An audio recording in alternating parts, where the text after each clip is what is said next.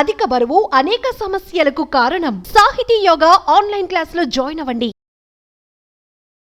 నమస్తే ఎవ్రీవన్, నా పేరు doctor Yamuna, international yoga therapist, world yoga championship medallist. ఈ రోజు మనం చెప్పుకోబోయే టాపిక్ మీకున్న మోకాల నొప్పుల్ని క్షణాల్లో తొందరగా రిలాక్సేషన్ ఇచ్చే ప్రాక్టీసెస్ అనమాట. ఇంతకుముందు ఏంటంటే ఒక 60-70 సంవత్సరాల ఏజ్ వచ్చేటప్పటికి మోకాల నొప్పులు వచ్చేవి.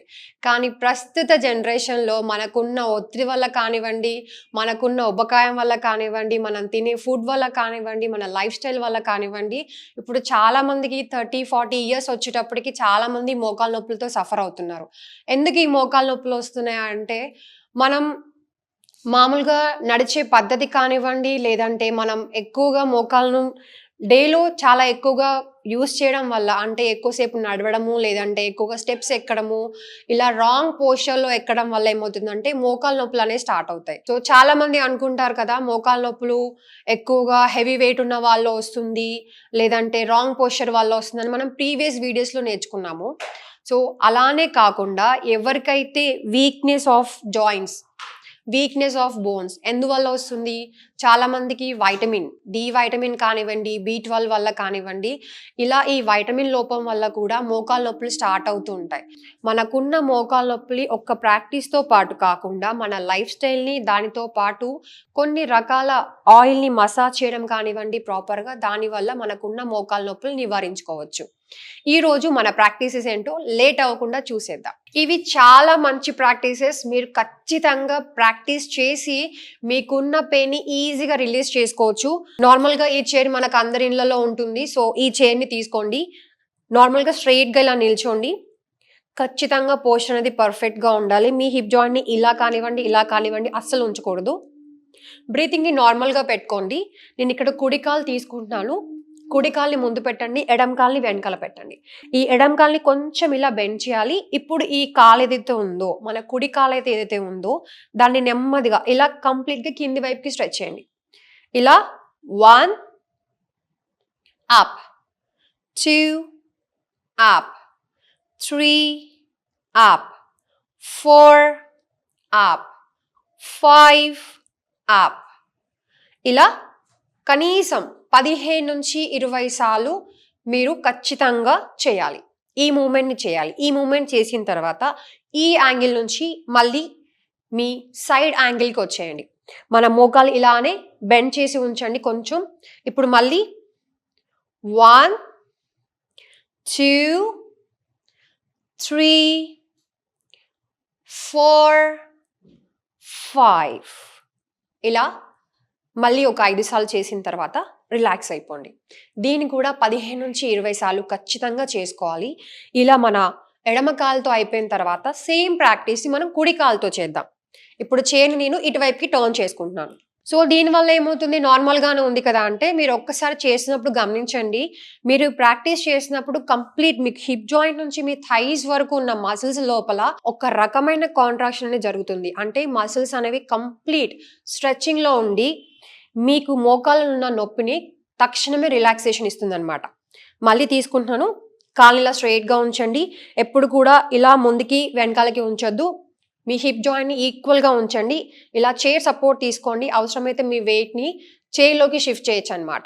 ఇప్పుడు నెమ్మదిగా 1 2 3 4 5 ఈ యాంగిల్లో 5 టైమ్స్ అయిపోయిన తర్వాత రిలాక్స్ అయిపోండి. ఇప్పుడు మళ్ళీ హిప్ జాయింట్ని స్ట్రైట్గా పెట్టుకోవాలి. మళ్ళీ ఇటువైపుకి మళ్ళీ మోకాల్ని కొంచెం బెండ్ చేయండి. Point out your toes. నెమ్మదిగా 1 2 3 4 5 రిలాక్స్ అయిపోండి. ఇలా ఒక్కొక్క యాంగిల్లో 15 నుంచి 20 సార్లు చేసుకోవాలి. తర్వాత సెకండ్ ప్రాక్టీస్ నేను కొంచెం క్రాస్ పొజిషన్లో చూపెడుతున్నాను.